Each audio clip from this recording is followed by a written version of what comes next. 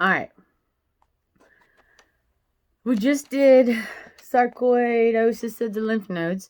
So let's do a different one because it's kind of like math. Not all sections are created equal. Okay? Now we're going to do acute epiglottitis. It's your epiglottis is the thing that hangs down in the back of your throat. And itis means swelling. So it must be swollen with obstruction. Okay? So with our words that we're looking at, I know, okay, that this epiglottitis is probably our condition.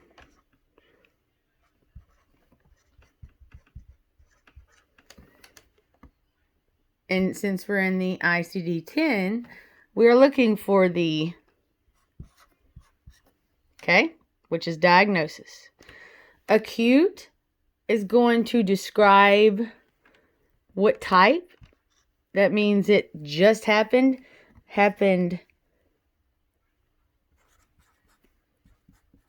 suddenly. Okay, well, if it's in your throat, it could keep you from breathing. So this is also, this part is going to tell me more about my condition. Which this one happens to be pretty serious because there's an obstruction. Okay? If my hand stayed like this, there would be an obstruction to the view. So obviously, the epiglottis is so swollen that it's causing an obstruction in their throat. So our main problem is this epiglottis, and that would be our main term. So when I start to look this up in the ICD-10-CM, I'm going to start with epiglottitis. Okay? All right. Remember, because we're looking at diagnoses, which is plural for diagnosis, we're going to do it in the ICD-10-CM. Okay? Now, the first part I start at is the boom index. All right? So I'm going to go to my index and I'm going to try to find epiglottitis. Okay, in my index, I went to epiglottitis. Right here. Okay? Now you're like, oh snap, it says C condition. But we know it's already a condition, and if you go right under it, okay, then it says acute. And you're like, snap, that's not my question. All right? J05.10. Sounds pretty good to me, right? Oh, but look, anything that's indented underneath here is pertaining to this. So, does ours have an obstruction? Boom. Is it acute? Okay, acute means sudden, chronic means time. Like, you're usually not going to change it. You're going to deal with it, like chronic renal failure. Okay? Now remember, while you're in the index, this is just to get you to this section to make sure that this is the right code. Not always will your code from the index match up with the code that you get from the section that we're going to go to. Okay? But what we're going to do is we're going to go to the one that fits most.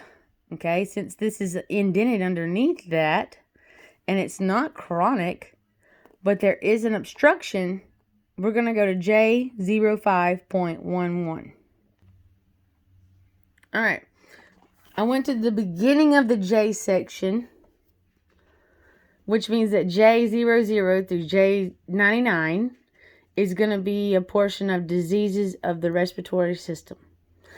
Well, I know I'm probably in the right position because your epiglottis is in your throat.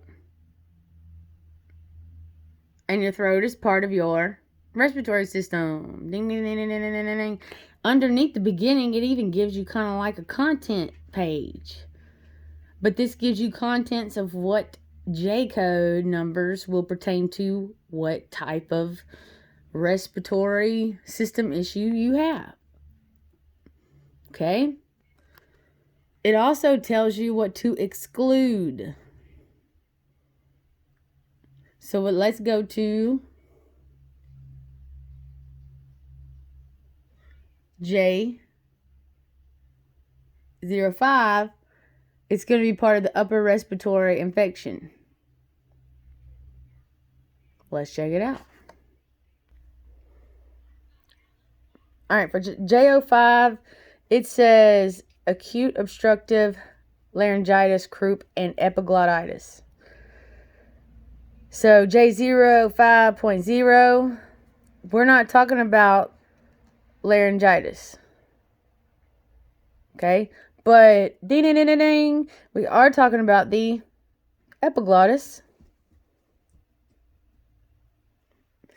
Remember, our question was acute epiglottitis with obstruction. So let's go back to J05.1. It says, this excludes chronic. Well, that's okay with us because really we're looking for acute.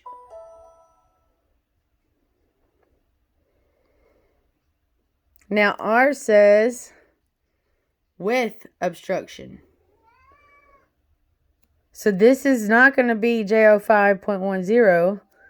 It's going to be acute epiglottitis with obstruction. This is word for word what our question asks.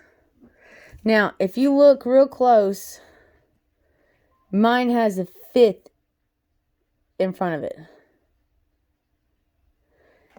Even if you don't know what these symbols mean, in the bottom of your book is going to give, look, that looks like ours, a reason, a meaning for whatever that code is.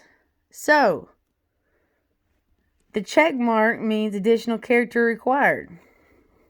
So when I come over here to J05.1, acute epiglottis and epiglottis with obstruction, my code for this answer has to have 5 characters. Now remember, our last one that we did said it had to have 4. So you have D86.1. Well, that's 1, 2, 3, 4. So on here, I know that my code, I'll have it wrong if it doesn't have 5 characters in it. So let's check our actual code that reads exactly like our question. How many characters does it have? 5 characters. This means it needs additional characters, and we have used 5. So our answer to this is J05.11.